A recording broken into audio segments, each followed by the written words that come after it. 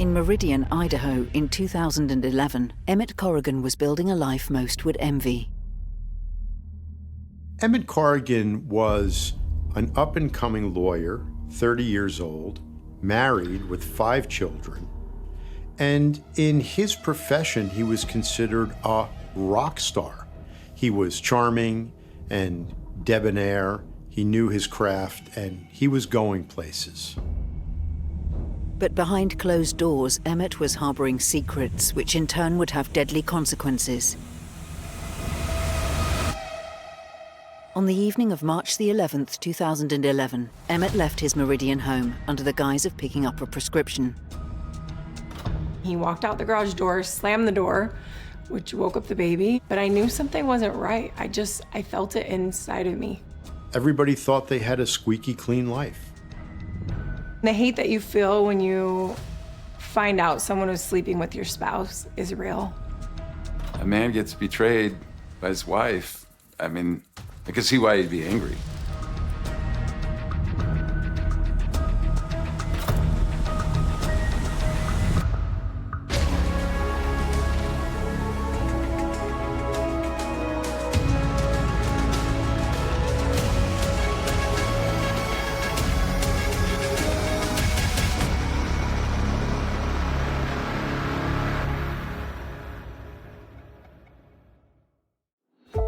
Meridian, Idaho is a small, prospering city located in Ada County. It has a low crime rate.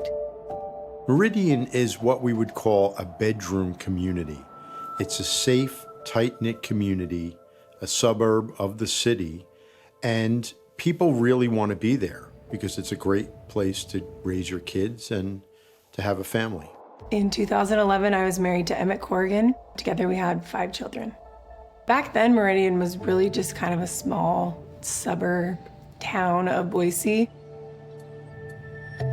All the houses were pretty new where we lived. It was just kind of white picket fences and young families. Everybody at the park playing with their kids. One of the reasons we wanted to live here was because it was a safe place and good family town. This area is really a wonderful place to move. Apparently, a lot of other people around the country have found that out, and now we're one of the fastest growing cities in the United States. It's a safe city. The people are friendly, good job opportunities. Ashley Corrigan, raised with strong family values in her Mormon upbringing, is deeply committed to creating a loving, supportive home for her husband, Emmett, and their 5 children. When I was in high school, I had 2 little sisters that were born when I was in the 9th grade and the 11th grade. And I used to take them on little big brother sister dates. And I said, I want to have 2 little daughters just like that. I got 5. Ashley was the first. We were really close. I had 2 older brothers and 2 younger sisters. Their mom, Terry, was from Idaho, and she raved about Idaho. She knew I wouldn't want to live in a little farming community, so Boise was our choice, the Boise area. So we moved here right out of chiropractic college in 1990, August of 1990. Emmett and Ashley appeared to have the perfect relationship. They were young, married in a Mormon temple, successful, on the rise, had children, and lived in a bedroom community where everybody thought they had a squeaky clean life. We've always been involved in the church, and my children, each one of them, have had their own story of gaining their testimony, and it's just been a solid part of our family. Emmett and I met at the school gym at Utah State University. I was working there, and a friend of his worked with me, so he kind of just set us up in this really awkward, come upstairs in 5 minutes, bring these towels. And when I first met him, it was kind of one of those like cheesy Hallmark movies. Like we both just kind of knew that we were gonna be together, and that was how it was. We were just inseparable from then on. And very quite quickly after that, they announced that they were getting married. So it was rather quick after they met and rather quick after they told us that they were getting married. The first few months, we just it was all the holidays. So we went to Thanksgiving with all the parents, and I met his dad, he met my dad. We just spent all the holidays kind of, I guess, falling in love, really.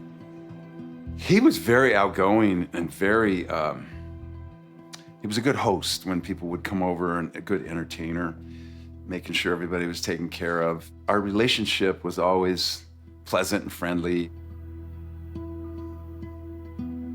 Emmett graduated from Utah University with a science degree and also attended Ricks College, where he played football. The relationship seemed absolutely rock solid. They had the same goals, same ideology, and everything was good. He was an only child, and his parents divorced when he was really young, so he would just go back and forth. His mom really made him her whole world. They were just kind of the two amigos, and him and his mom were just best friends. Emmett really was on the rise. He pursued his doctorate at Gonzaga University, and by the time they had their fourth child, he had graduated law school, and that was in 2009. So he quickly received a job offer at a bankruptcy firm in Boise. This caused them to have to relocate because he was ready to take his bar exam. A year to a year and a half, things seemed to be different. It's around that time that Ashley, newly pregnant with her fifth child, had noticed her husband was becoming more and more distant. Ashley, believing that the problems in their marriage were her fault, sought the counsel of a therapist. And at one point, the therapist asked if Emmett could come to a session. And even though he was aware of the time and the place, he never showed up. And Ashley really began to think that this was something that she was doing, that it was her fault for the problems in their marriage. I kind of talked Emmett into going to a marriage counselor, and our first appointment, he didn't end up showing up. He ended up going out of town with his stepbrother and met him at a bodybuilding competition. So it was just me and the marriage counselor.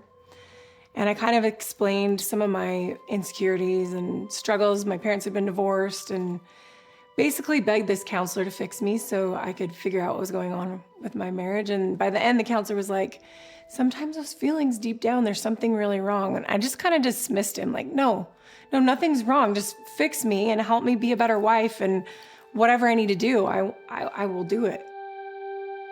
On March 11th, Ashley actually tried very hard to reclaim the romance that she and Emmett had. And she cooked an elaborate meal and was looking forward to just spending some nice, quiet, romantic time with him, and he didn't show up. When he did come home, he said he wasn't hungry and went into another room and said he had to work. That really depressed her. That morning I woke up and I was thinking, I'm going to make everything great today. I'm gonna send him pictures of the kids. I'm gonna get the kids all dolled up. We're gonna have all of his favorite foods when he gets home. And he came home late. He acted very distant. I tried to kiss him and he kind of brushed me away.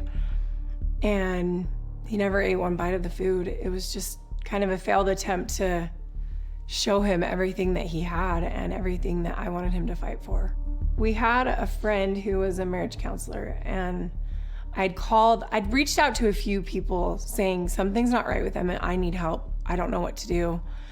And at one point in the night, he gets on the phone and I could tell that it was this person. And he went into our room where the baby monitor was on, and I could kind of hear him talking, and I knew. I was like, okay, maybe this guy will get through to him. As the conversation gets going and I just hear little brief things over the baby monitor, I start going, like, everything he's saying isn't true. He was talking about things that I'm doing, and like, Ashley's never home, and gaslighting, basically making me the bad guy.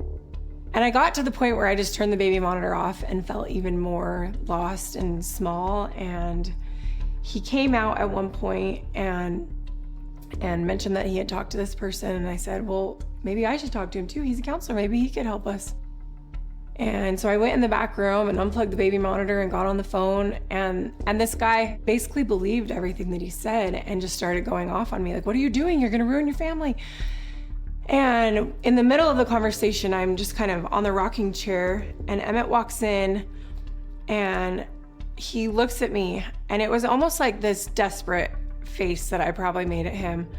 And he was like, I'm gonna run to Walgreens. I got this little cough, I'm gonna go run to Walgreens. And that same just feeling inside of me that something wasn't right, I felt it. And I held the phone away from my ear and I just said, please don't go.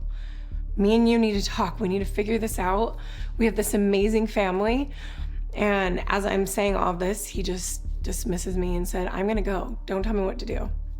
And he walked out the garage door, slammed the door, which woke up the baby. But I knew something wasn't right. I felt it inside of me. And I bounced this baby for hours, waiting for him to come home, and he never came home. In 2011, Meridian, Idaho, Emmett and Ashley Corrigan are having marital problems. During a confrontation, Emmett insists he needs to leave to go to the local Walgreens, the popular US pharmacy chain offering medications, health products, and everyday essentials. What he doesn't tell his wife is that he's going there to meet his colleague, named Candy Hall. It wasn't long into his tenure at the new firm that Candy was hired, and they quickly became friends, and that friendship turned into something much more intimate.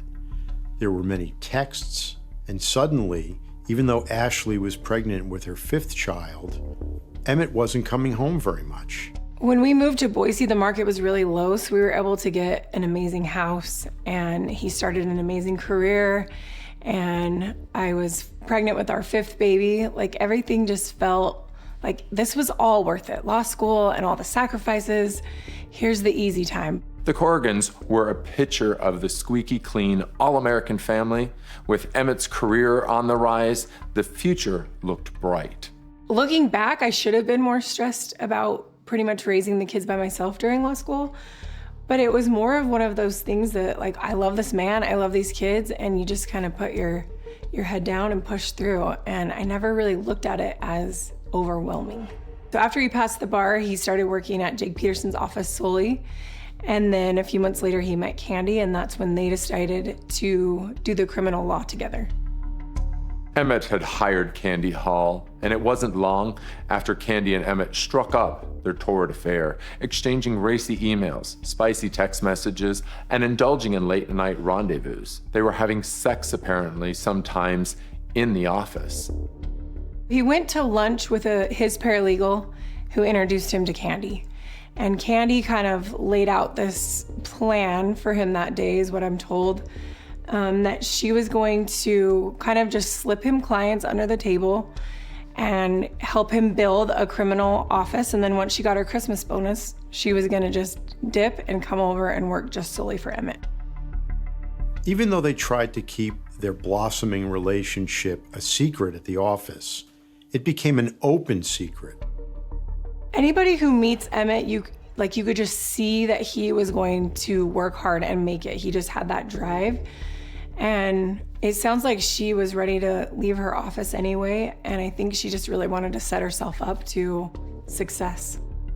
Candy Hall was actually 10 years older than Emmett. She had lost her job at another law firm and had gotten a new job at the law firm that Emmett was at. She had 2 children at home and appeared to be smitten with Emmett once she met him. When I first met Candy, it was more like I walked in to awkwardness. I was outside the door and someone in the office was like, just go walk in. And I pushed open the door and I see this woman she had really tall boots on and a mini skirt. And I couldn't even put it all together at first. I thought maybe it was a client. And then I was introduced to her as our new paralegal. And it was one of those, like, this part of your brain's going, no, you're good. And the other side is like, something is not right. And of course, now looking back, I know everything that wasn't right, but at the time, you just kind of feel crazy. I mean, any insecure, big pregnant woman who walks into her husband's office and sees that has a moment of like, whoa, I'm not comfortable with this. A week before, Ashley had told me that they were having trouble. She suspected some things going on between his paralegal, Candy, and him. Unlike Emmett and Ashley's superficial relationship, Candy was experiencing a lot of turmoil in her marriage to Robert Hall. He was abusive, he was having an affair, and that's why she sought the comfort of someone else and started to stay at the office well past the end of working hours. From what they said in court, their affair started in May, right after they met, and he didn't die till the next March. Around Christmas time, we were supposed to go to Emmett's family's house, and he called and told them we were sick, so we ended up staying home for the holiday. And that's when I started going, something is not right. Even Thanksgiving, I remember looking out, we were at my aunt's house, and he was just on his phone and not engaging with the kids. Just weird stuff at first. It wasn't anything big, but it was just like these little red flags kept going off. But by January, when my baby was born, I knew something was wrong. I went to see Emmett at his new office. And I walked in the front. Candy's office was over to the right, and Emmett's was straight ahead. And there just seemed like there was a little bit too much when I saw her. Like, she looked like she was dressed for an evening at the bar, not legal bar, the downtown bar, and it just seemed a little off. And that was my only encounter with her. And the next thing I heard was the week before Emmett was murdered that Emmett was having an affair with her. You know how you kind of get feelings about things? We hadn't really spent any time together as a family. Like all through law school, it was like, once this happens, then we're gonna have our family back.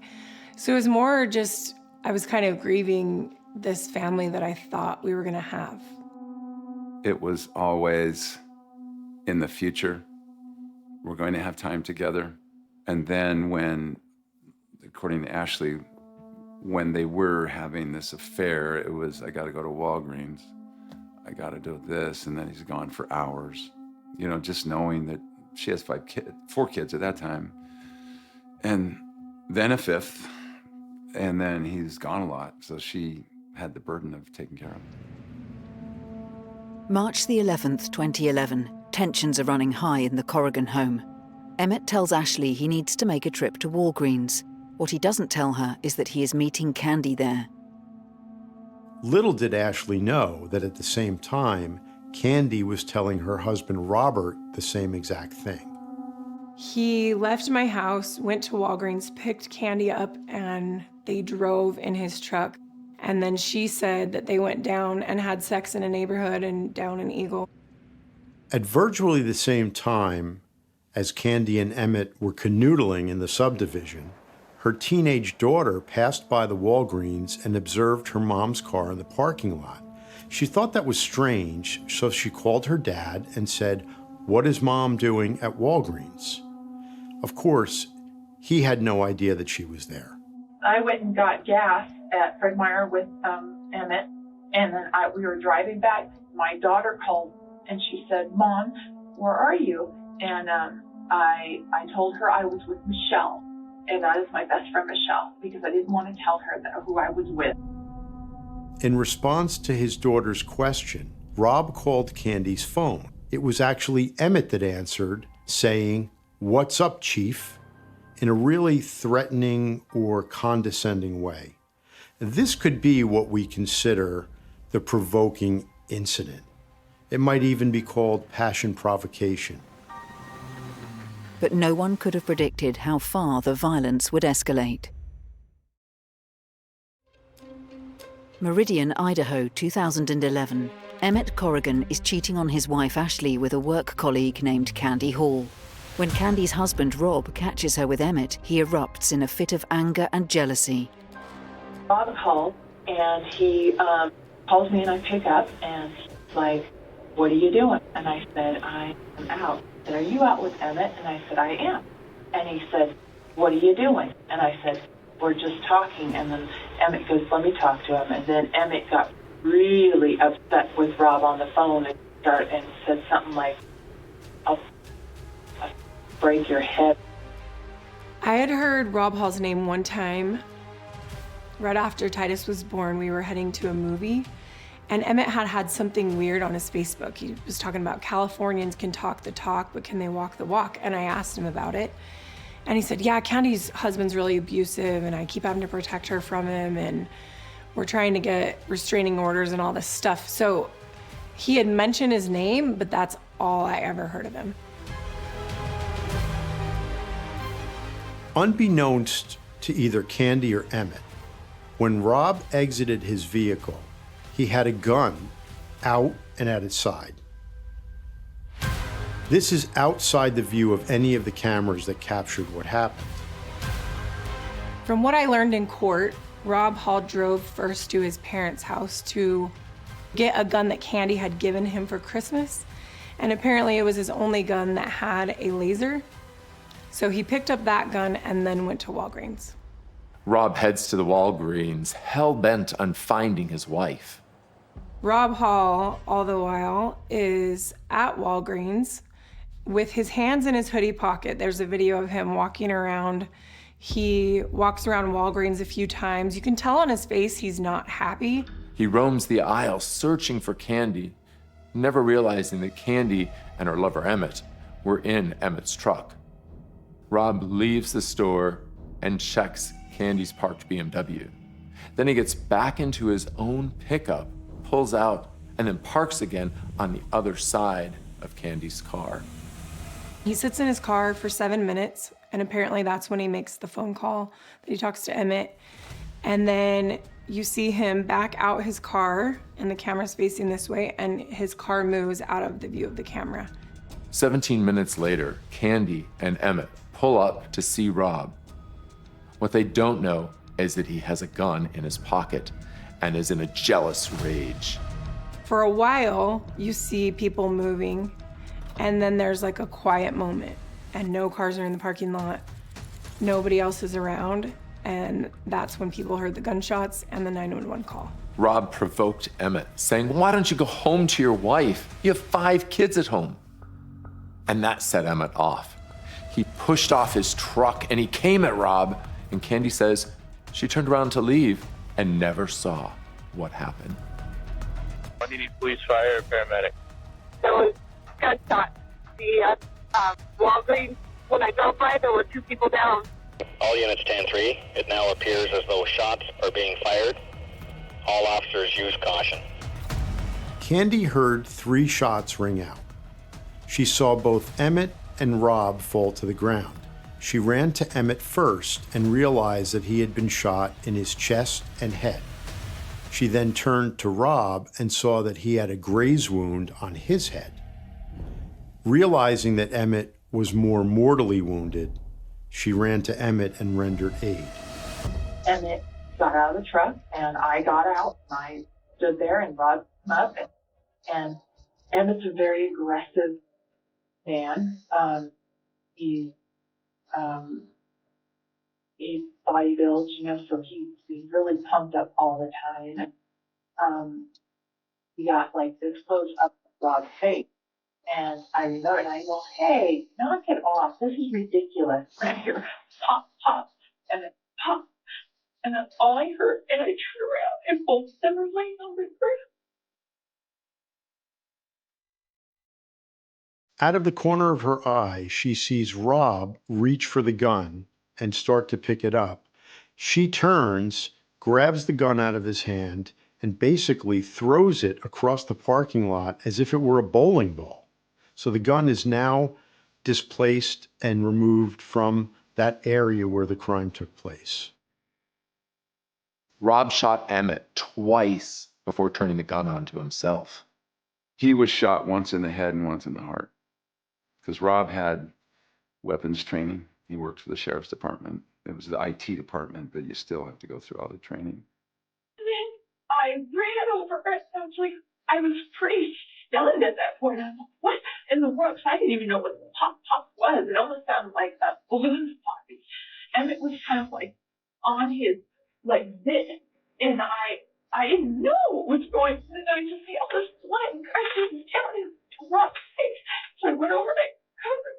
He had this wound on his top of his head. I'm covered. I'm calling 911. I was walking forward, and I see him going down, and I'm like, because I didn't know what he was grabbing for, because I didn't see it, because it's little. So I grabbed it, And I was holding on to his shirt because it looked like he was going to fall.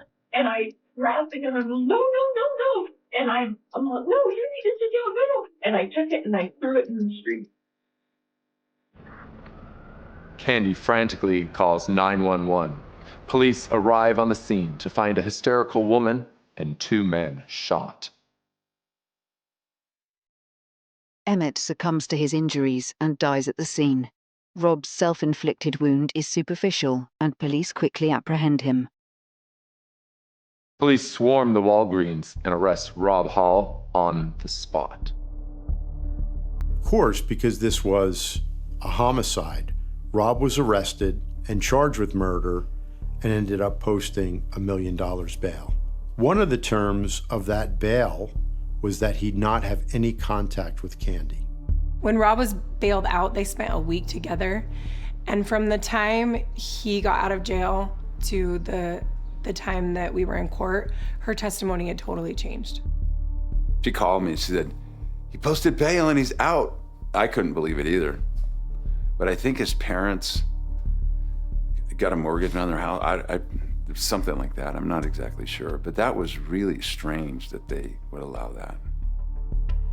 It was at the scene that the police questioned both Candy and Rob and asked them why they were at the Walgreens, and Rob freely admitted that he had gone to the Walgreens after his daughter had not been able to reach his wife and saw her vehicle at the parking lot in Walgreens. And when he arrived there, he confronted Emmett. Candy told police that when she arrived home from work that evening, she had found Rob packing boxes, and then he said to her, "The marriage is over." And that's why she left and went to Walgreens to seek support and comfort from Emmett. Candy also admitted to police that she and Emmett had talked about their failing marriages, had gone to the gas station, and then went to the place where they parked and had sex. Fueled by jealousy, Candy's husband Rob chose to take Emmett's life, leaving his wife Ashley widowed and alone to take care of their 5 young children. The night he died, I finally got the courage to say something like, "You haven't slept in our bed for a few weeks now. And when you don't want to be intimate with me, it makes me think either I don't do it for you anymore or someone else is." And he literally went quiet, which for me, it was like, well, maybe he has nothing to say. But now looking back, I'm like, he was just hiding all of the things that he should have told me right then. The detectives tell me I text and called him at about 10:15. That's when the panic really hit. I was having a panic attack and I just kept trying to get a hold of him with no answer. And about midnight, I guess, the baby fell asleep after screaming. He had never cried so hard. He felt it too. We both just kind of cried and bounced for hours, but he fell asleep. And then I finally was like, all right, I guess I'm going to sleep. I don't know what else to do. He won't answer my phone calls. So I laid down and all I remember is a pound at my door, just hard pounding on my door. And I woke up almost excited, like maybe he got in a wreck, he's at the hospital, he needs us, he's gonna see us, we're gonna walk in, he's gonna have one of those Beauty and the Beast rooftop moments where he sees his family and all that he has and he's gonna appreciate it. And instead it was these 3 people just dressed in street clothes and, asking to come in and talk to me. And eventually they talked me into allowing them to come in and we sat on my black couch and the man that turned out to be the detective on the case just said it all at once. Do you know a Candy Hall? Do you know her husband, Rob? Do you know that they were at Walgreens tonight? And by the way, your husband was shot once in the forehead and once in the heart, and he died in Candy's arms. Just all at once. I honestly, it's still just kind of broken pieces of words, but that feeling of insignificance that I already felt, not knowing what was wrong, only grew stronger as I found out the facts of everything he was doing and everything that was done to him that night. Carla is my wife. I turned my phone off at night. My daughters were trying to call me, I couldn't get through, so they called her, woke her up. She drove over to my house. And then we went over to Ashley's house. And, you know, it's the middle of the night, the kids are still asleep. And now it's time for the kids to get up. I think that's probably one of the most difficult things I've ever done, is to tell the twins, Boston and Bailey, that their daddy died that night. And I'll never forget, I forget which one of them said it. We told them that their daddy died, and she just, the little girl, my daddy died? It's like, that'll get you. We didn't go to bed that night. We were up all night, and then the rest of the day was kind of a blur. We were gone, and then we were back together, and it's just more of trying to process something like that. And it certainly didn't happen that morning. The rest of the day was kind of a blur. We were gone, and then we were back together, and it's just more. We didn't know about really what had happened at the funeral, I can tell you that. We didn't know really what happened. And I felt so sorry for his dad. His dad was there, and, you know, he wants to think the best of his son. And I don't blame him. And he was talking, and I think he just had hope, you know, that Emmett was talking to her. He was just meeting with her because she was going through a divorce and trying to help her. And then it came out that it was actually a lot worse than that. You know, a man gets betrayed by his wife. I mean, I could see why he'd be angry. I called into the morning talk show here in town the day after, and the guy on the DJ actually asked me about that. And I said, it's one thing to be angry, leave the gun home. I mean, the hate that you feel when you find out someone was sleeping with your spouse is real. I believe his motive was to just end the affair so he didn't have to feel that pain anymore. And I know one of the last things he said to Emmett was like, think about your wife and your kids back at home. And I always have felt a little confused when he was asking Emmett to think of us, but he himself didn't. Like, there's so many other options besides a gun, besides taking a life. You know, I don't know Rob. I know that they were having trouble, and it came out in the news that he was having an affair. And so, one big happy family. Some who knew Emmett wondered if his sudden bursts of anger could be linked to roid rage. Our relationship was always pleasant and friendly, but over the last, I would say, year to a year and a half, things seemed to be different with Emmett. A little bit aggressive, kind of a hard edge on him. And, you know, I know why, because of the drugs, the steroids, and, you know, people tend to get a little, you know, pumped up, shall we say, when they do that. But his responses with the kids and a response with me one time just seemed off. From what I heard from his half-brother was steroids and pseudoamphetamines. So he was getting up really early in the morning and going to the gym and working out a lot. So he was getting really pumped up, built, you know, muscles were getting bigger and bigger. And that had to have had an effect on him. Maybe skewed his judgment.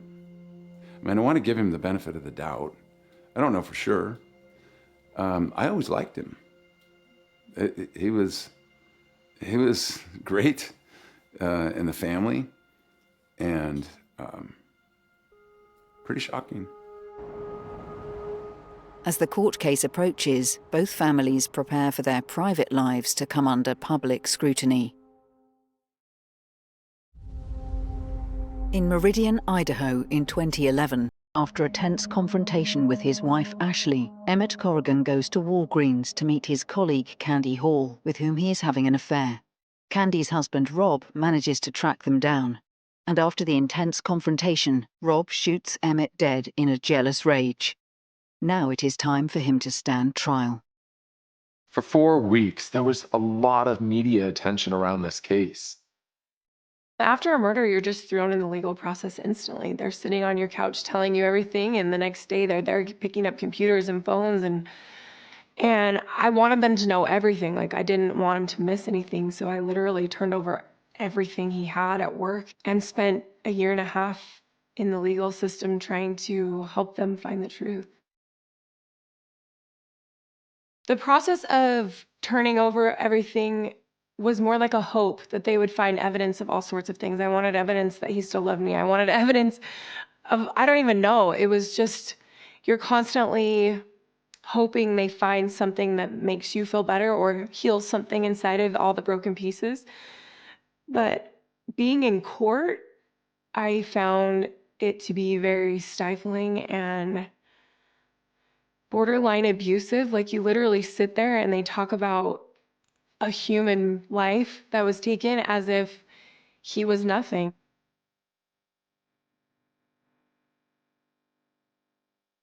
Everyone who commits a crime is protected in the court system because they're not allowed to use past discretions against you. So it's basically evidence of that night and that is it. However, the victim, they can use all sorts of past anything for him. Rob's testimony was a lot about he didn't remember what happened, but his defense also brought a lot of he was defending himself, which for me, defending yourself can't happen if you don't remember what happened. So he never did testify, but the story for me didn't add up, because if you can't remember something, you can't remember what you were defending. There was a trial date, and then we got pretty close to it, and then they did a continuance, and so Ashley was just, you know, she wanted to have a little closure from that. So that was really tough when that was going on for her. It just like strung it out for a long time. And then when it finally did come, you know, I think she had some hope of some kind of, I'm gonna feel better or something, but I really don't think she did. You know, he was convicted, but it doesn't bring Emmett back. On the last day of the trial, this brand new cafe opened up. So everybody was down there eating lunch. And as I went to fill up my drink, Rob's sister was right there. And I just got this, I don't know, it was more like, let her know that you are sorry she's going through this. And we just had one of those kind of conversations. And it was really a cool moment, actually. And the jury was out, and they kind of had stuffed me in this back room to wait.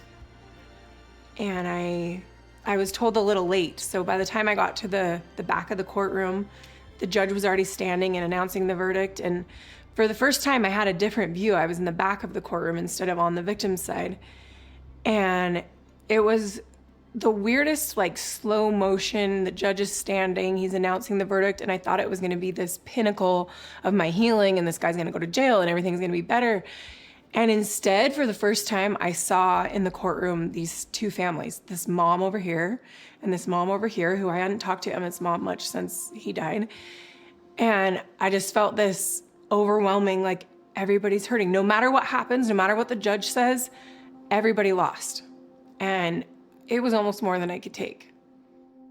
Rob was found guilty and sentenced to 30 years for second-degree murder and is eligible for parole in 2030.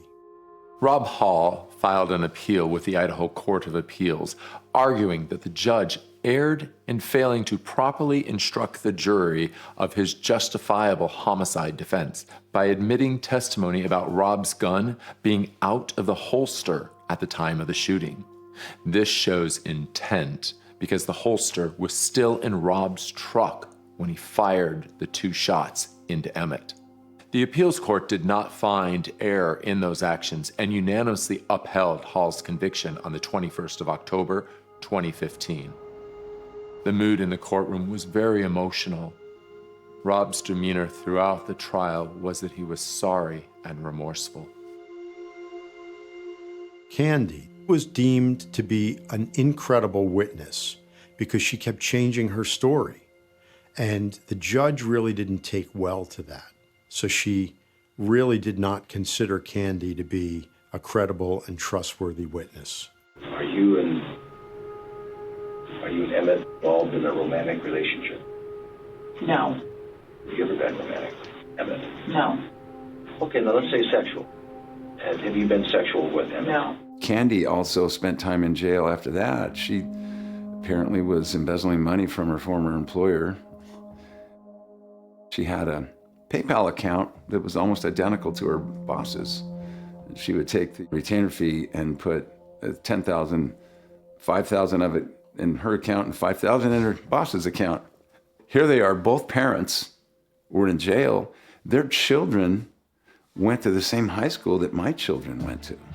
You know, I've thought for all these years, trying to make sense of why he chose her, why he was fighting for her when he died. Instead of staying home and fighting for me and for his amazing children. And I think it's that same feeling, like we all get those feelings of insignificance. And I don't know what caused his, maybe it was something in his childhood or some belief that he had, but he let that feeling grow and tried to fill a void with what I would say is a lesser value than what he already had. But when you feel insignificant, sometimes you really can't see that that's what you're doing.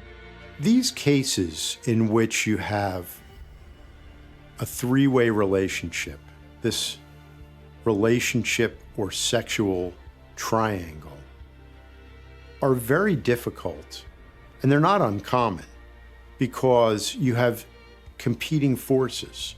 So I find it kind of ironic that Rob, who was cheating on Candy, would actually become so enraged that he would take someone's life because she was cheating on him. It's almost like a double standard. Emmett's murder, fueled by betrayal, jealousy, and rage, leaves both families permanently affected. I went through waves of feeling sorry for Rob in a way, like knowing the feelings that he was going through and the hurt that you feel with affairs. And then I went through waves of just hating him for not thinking of my kids and putting my family through this hell. It's not uncommon in cases such as this. You know, in his mind, it was okay for him to stray from their marriage, but not for her. And he allowed his emotions to overcome him to the point where he killed and was convicted of that. My kids grew up when that gun went off, but they have a compassion for people that I know they wouldn't have without this story. They are so caring and loving that they are my greatest examples. This story didn't break them, and that's what I'm so proud of. This story gave them a life of really thinking about other people and what other people go through.